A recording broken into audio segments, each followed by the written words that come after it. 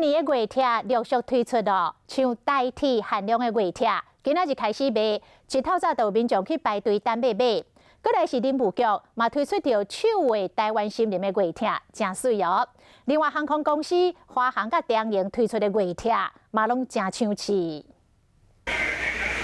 透早9点外，20-30个人排伫台铁纪念品的店门口，等铁门拓开，就是为了这。8个吗？台铁2020铁道月咧开始卖啊！今年方面有放蒸汽火车之王 DT668，内面有真侪彩绘列车，像日本四国的都动列车，也有台铁列车。为咗日本京急红色列车的联名作品，限量1000份，有人提早2点钟来就抢到头香。我今天大概7点多来到这里排队。舅舅本身是一个铁道迷，常常搭火车在游山玩水。台湾的铁道设施真的很方便。讲到月历，林务局嘛有人伫问，真古水的用画台湾森林，也有用画干乐甲传统物件嘛开始咧注文啊。不过这本用9个月才完成的月历，就要等到12月份才摕到。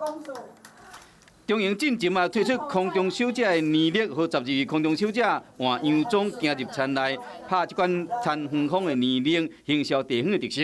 华航伫2020满60周年嘛，特别用色水做分辨，推出台湾风景的月历，让大家看到台湾特色的美景。